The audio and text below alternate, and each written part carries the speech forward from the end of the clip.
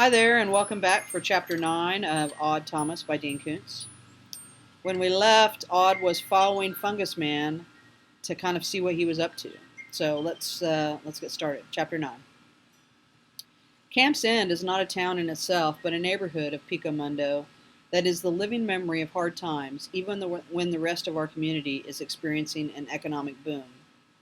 More lawns are dead than not, and some are gravel. Most of the small businesses need new stucco, fresh paint, and a truce with termites.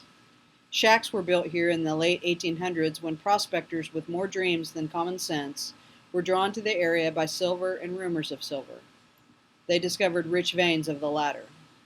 Over time, as the prospectors became legend and could not be found anymore in the flesh, the weathered shacks were replaced by cottages, shingled bungalows, and casitas with barrel tile roofs. In Camp's End, however, renovation turned to ruin faster than elsewhere.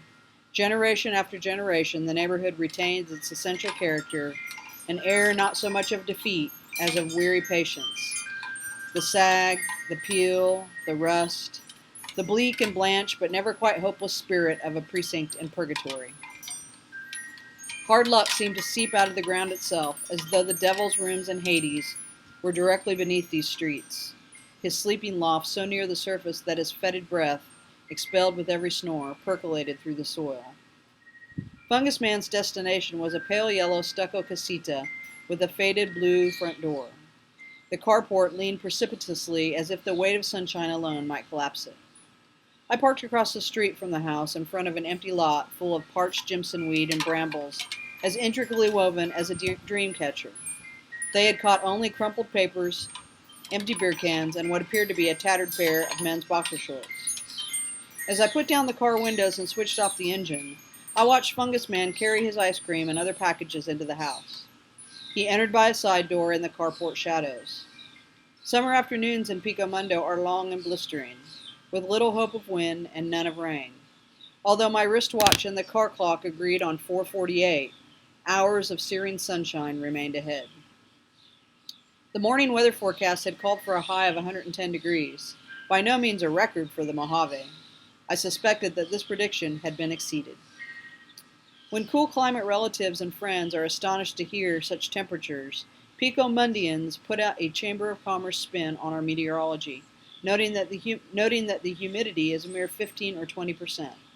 Our average summer day, they insist, isn't like a sweltering steam bath, but like a refreshing sauna. Even in the shade of a huge old Indian laurel, with roots no doubt deep enough to tap the sticks, I couldn't pretend that I was being coddled in a sauna. I felt like a child who had wandered into the gingerbread house of a Black Forest witch and had been popped into her oven with the control as slow bake. Occasionally a car passed, but no pedestrians appeared. No children were at play.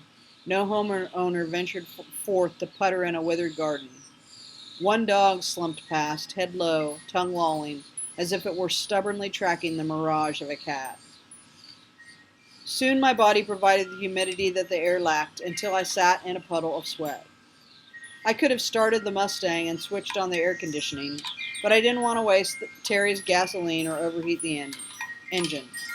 Besides, as any desert denizen knows, repeated heating and cooling may temper some metals, but it softens the human mind.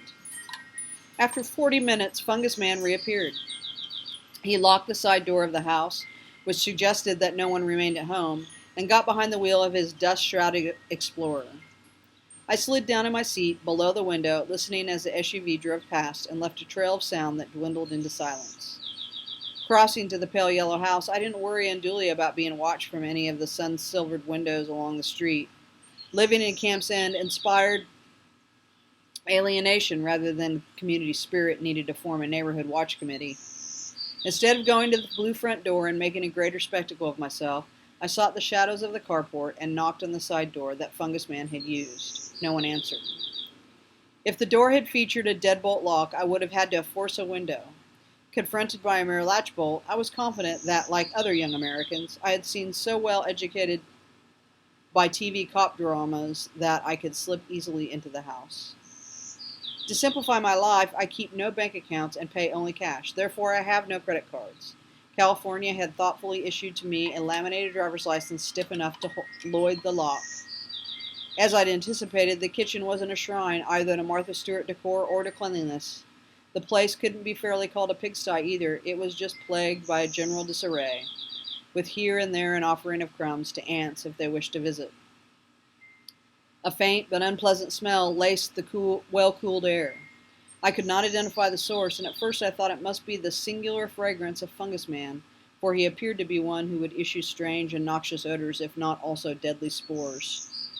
I didn't know what I sought here, but I expected to recognize it when I saw it. Something had drawn the Bodaks to this man, and I had followed in their wake with the hope of discovering a clue to the reason for their interest. After I circled the kitchen, trying but failing to find meaning in a mug half filled with cold coffee, in a browning banana peel left on a cutting board, in the unwashed dishes in the sink, and in the ordinary contents of drawers and cupboards, I realized that the air was not just cool, but inexplicably chilly. For the most part, the sweat on my exposed skin had dried. On the nape of my neck, it felt as though it had turned to ice. The pervasive chill was inexplicable because even in the Mojave, where air conditioning was essential, a house as old and as humble as this rarely had central cooling. Window-mounted units, each serving a single chamber, were a viable alternative to the costly retrofitting of a dwelling that didn't merit the expense. The kitchen had no such window units. Often in a home like this, the residents held the heat at bay only at night and only in the bedroom. Sleep might otherwise be difficult. Even in this small house, however, an air conditioner in the bedroom would not be able to cool the entire structure. Certainly, it could not have made an icebox of the kitchen. Besides, window-mounted units were noisy. The chug and hum of the compressor, the rattle of the fan, I heard none of that here. As I stood, head cocked, listening, the house waited in silence. On consideration, I suddenly found this stillness to be unnatural. My shoes should have teased noise from the cracked linoleum, from floorboards loosened by time, heat, and shrinking aridity. Yet when I moved, I had the stealth of a cat on pillows. In retrospect, I realized that the drawers in the cupboard doors had opened and closed with only the softest whisper, as though constructed with frictionless slides and hinges. When I moved toward the open doorway between the kitchen and the next room, the cold air seemed to thicken, further muffling the transmission of sound. The sparsely furnished living room proved to be as dreary and as marked by disorder as the kitchen. Old, battered paperbacks, no doubt purchased at a used bookstore, and magazines littered the floor, the couch, the coffee table. The magazines were what you might expect. Photos of nude women were featured between articles about extreme sports, fast cars, and pathetic seduction techniques, all surrounded by ads for virility herbs and for devices guaranteed to increase the size of the average man's favorite body part, by which I do not mean his brain. My favorite body part is my heart, because it is the only thing I have to give Stormy Llewellyn. Furthermore, the beat of it, when I wake each morning, is my first best evidence that I have not, during the night, joined the community of the stubbornly lingering dead. The paperbacks surprised me. They were romance novels. Judging by the cover illustrations, these were of the more chaste variety, in which bosoms seldom heaved and bodices were not often lustily ripped open.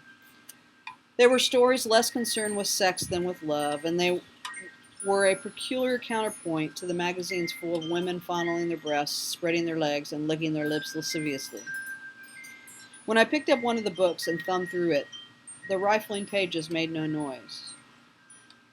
By this point, I seemed to be able to hear no sounds except those that had an internal origin, the thud of my heart, the rush of blood in my ears. I should have fled right then.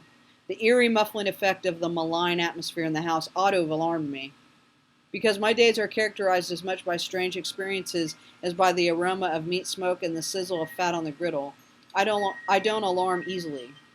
Furthermore, I admit to a tendency, sometimes regrettable, to surrender always to my curiosity.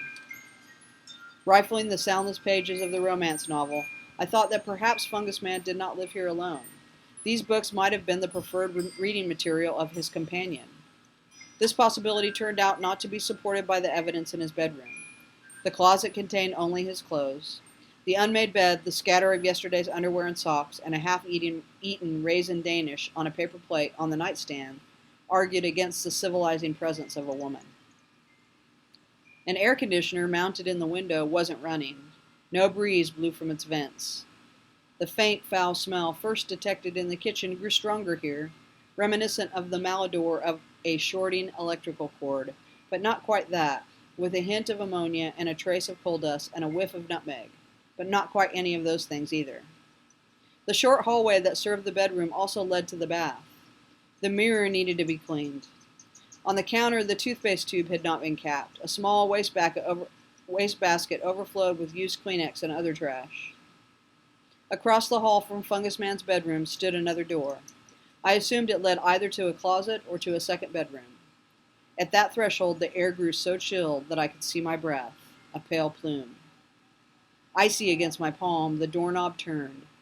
Beyond lay a vortex of silence that sucked the last sound out of my ears, leaving me for the moment deaf even to the labor of my heart. The black room waited. All right, that's chapter 9. See you next time for chapter 10.